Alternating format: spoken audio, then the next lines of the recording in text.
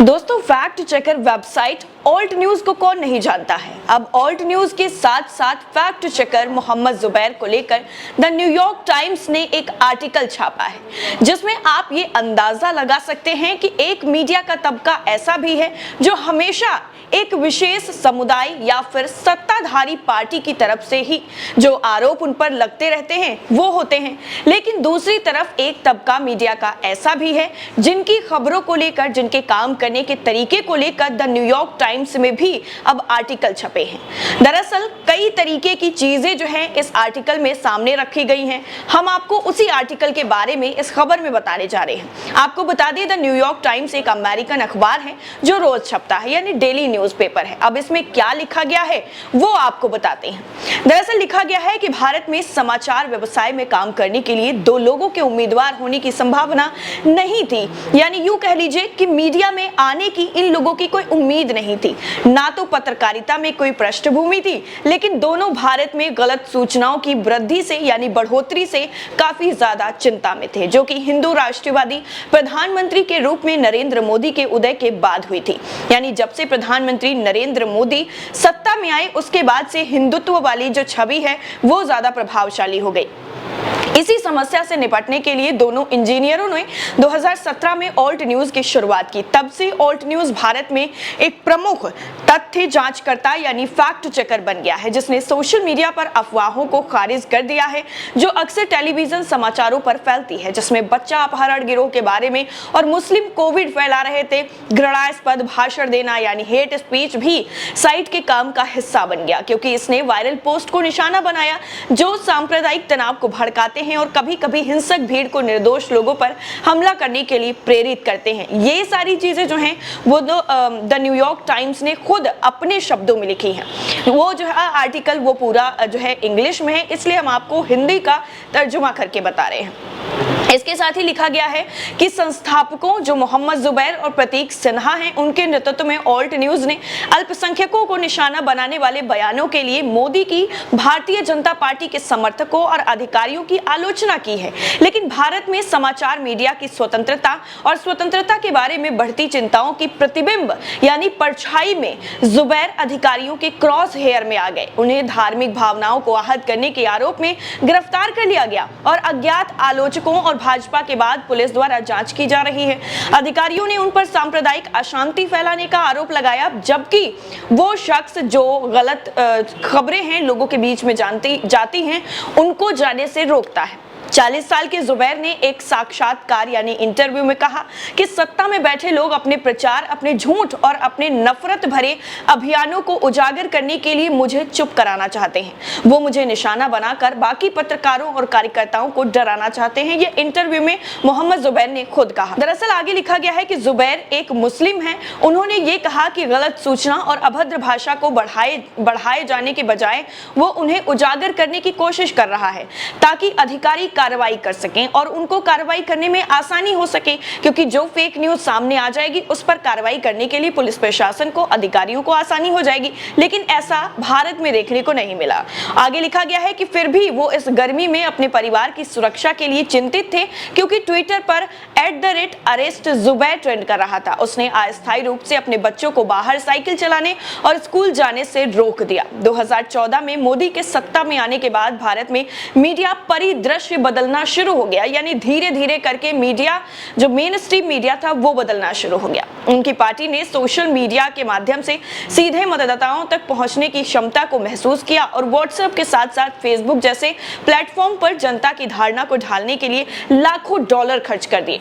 आलोचकों का कहना है कि सगाई और बाद में अन्य राजनीतिक दलों की नकल प्रयासों में एक पारंपरिक समाचार संगठन के फिल्टर की कमी थी और उन लाखों लोगों को लक्षित किया जो पहली बार इंटरनेट का उपयोग कर रहे थे। मैं ये भी देख सकता था कि प्रचार बढ़ रहा था और गलत सूचना कैसे उसका हिस्सा थी, ये भी हम देख रहे थे। वहीं दूसरी तरफ प्रतीक सिन्हा ने कहा कि जो उस समय गुजरात के अहमदाबाद में एक सॉफ्टवेयर इंजीनियर थे जिन्होंने भ्रामक तस्वीरों को खारिज करना शुरू कर दिया था, वो अपने परिवार में मोदी के अनुचरों को लेने वाले पहले व्यक्ति नहीं थे।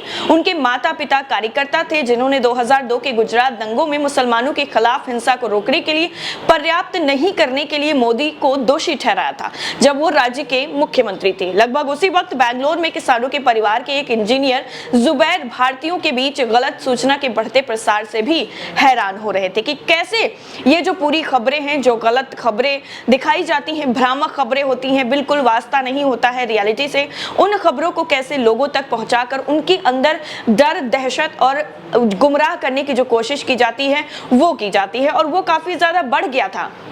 वहीं उन्होंने कहा कि समस्या से निपटने का उनका पहला प्रयास व्यंग्य के साथ था, एक सोशल मीडिया अकाउंट बनाना जो कि भारत की गवर्निंग पार्टी के एक नेता की पैरोडी थी। उनके विचारों ने दर्शकों को आकर्षित किया और जल्द ही उन्होंने सिन्हा के साथ रास्ते पार कर लिए। उन्होंने अहमदाबाद में सिन्हा के घर में एक कार्यालय स्थापित किया और धीरे धीरे अपनी टीम का विस्तार 1 दर्जन से अधिक लोगों तक कर दिया, जिसमें मीडिया पृष्ठभूमि वाले फैक्ट चेकर्स और वीडियो निर्माता शामिल थे। सिन्हा की मां निर्झरी सिन्हा, जो एक गैर लाभकारी संस्था चलाती थी, ऑल्ट न्यूज में भी शामिल हो गई, जो अंग्रेजी और हिंदी में सामग्री प्रकाशित करती हैं और अब तक लगभग 80 मिलियन पृष्ठ दृश्य प्राप्त कर चुकी हैं। ये गैर पक्षपाती और गैर सांप्रदायिक है। मासिक पत्रिका कारवा के संपादक अनंतनाथ ने भी कहा कि मिथक, भंडाफोड़ और तथ्य जांच में से एक सुसंगत और गहन आवाज है जिसे बुलंद करना बेहद जरूरी है। उन्होंने कहा कि वो सार्वजनिक सटीकता स्थापित करने के लिए काफी ज्यादा महत्वपूर्ण कार्य कर रहे हैं, जो बेहद ही अहम है। ऑल्ट न्यूज उन मुट्ठी भर वेबसाइटों में से एक है जो पिछले 1 दशक में भारत में इंटरनेट पर फैल रही गलत सूचनाओं का मुकाबला करने के लिए उभर कर सामने आया है। एक अन्य भारतीय तथ्य जांच वेबसाइट बूम के प्रबंध संपादक जेंसी जैकब ने कहा कि मुख्यधारा का मीडिया इन आख्यानों का मुकाबला करने में पूरी तरह से विफल रहा है, यानी जो भ्रामक खबरें फैलाई जा रही हैं उनको उजागर करने में मेन स्ट्रीम मीडिया पूरी तरह से नाकाम रहा है। भारत में दुष्प्रचार अक्सर समाज के कुछ कमजोर वर्गों के खिलाफ नफरत पैदा करने की दिशा में सबसे खराब मोड़ होता है और काम केवल कठिन होता जा रहा है। सरकारी डेटा 2019 से 20 तक फर्जी समाचार और अफवाहों के मामलों में भारत में लगभग 3 गुना वृद्धि यानी बढ़ोतरी देखने को मिली है।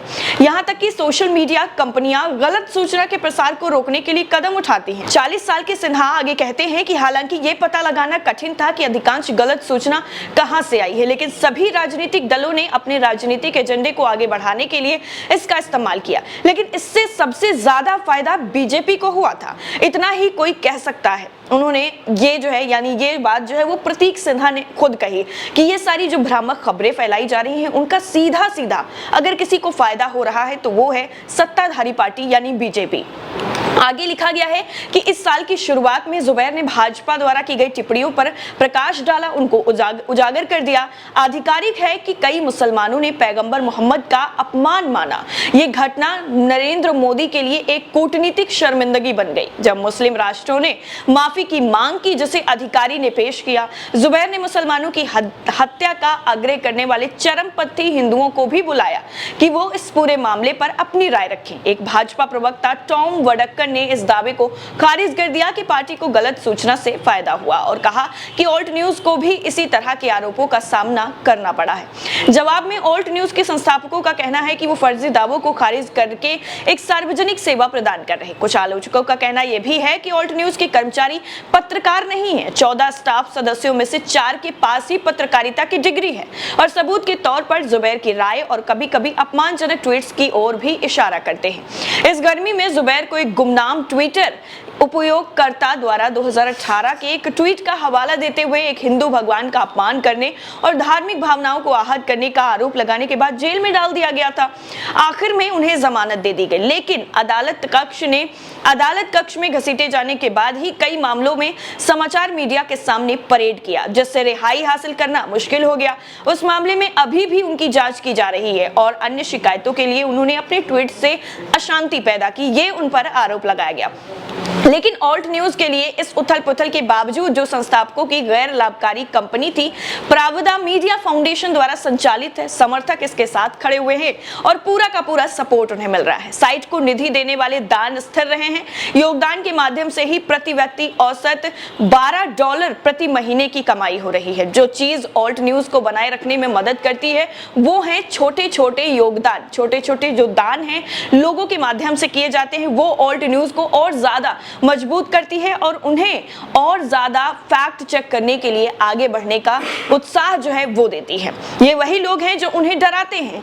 सिन्हा ने साइट के आलोचकों के बारे में कहा जो आलोचना करते हैं फैक्ट चेकर की, कहते हैं ऑल्ट न्यूज पूरी तरह से भ्रामक खबरें चलाता है, वो गलत जो है फैक्ट चेक करते हैं, उन सभी लोगों के लिए था ये। इसके साथ ही आपको बता दें, आगे लिखा गया है कि एनडीटीवी के नाम से मशहूर एक स्वतंत्र आउटलेट नई दिल्ली टेलीविजन के लिए शत्रुतापूर्ण बोली के बाद भारत में भारतीय समाचार मीडिया का नियंत्रण फिर से जांच के दायरे में आ गया। कई पर्यवेक्षकों को एक समझौता संपादकीय लाइन का डर है। यदि बोली लगाने वाले गौतम अडानी एशिया के सबसे अमीर आदमी और मोदी के मित्र बहुमत हिस्सेदारी पर कब्जा कर लेते हैं। ऑल्ट न्यूज पर जुबैर के खिलाफ मामले लंबित होने के बावजूद काम हमेशा की तरह जारी है। संगठन ने अहमदाबाद में एक कार्यालय खरीदा और कोलकाता में एक ब्यूरो खोल दिया। गलत सूचना पर एक किताब पाइपलाइन में चल रही है। हाल ही में सुबह अहमदाबाद कार्यालय में जुबैर, सिन्हा और बाकी टीम इस बात पर चर्चा करने के लिए भी जुटे थे कि किस समाचार और सूचना को ट्रैक किया जाए जो किस नुकसान पहुंचाने की क्षमता को प्राथमिकता देता है। उन्होंने लीड के लिए व्हाट्सएप ग्रुप को खंगाला। सिन्हा ने ऑल्ट न्यूज के वित्त पर एक अकाउंटेंट के साथ काम किया। पासी में एक बाकी जो कर्मचारी हैं किंजल परमार, उनके एक वायरल वीडियो को फिर से चलाया गया जिसमें भीड़ ने एक व्यक्ति को फ्रेम दर फ्रेम बुरी तरीके से पीटा था। जल्द ही उसने एक निष्कर्ष की पुष्टि की जिसमें सहकर्मी उस तक पहुंच चुके थे। फुटेज एक व्यक्तिगत विवाद का था, न कि किसी मुस्लिम व्यक्ति की लिंचिंग की। इसके बाद उसने ऑल्ट न्यूज साइट पर एक लेख पोस्ट कर दिया जिसने रिकॉर्ड को सही कर दिया। संभावना को कम किया गया कि वीडियो सांप्रदायिक तनाव को भड़काएगा।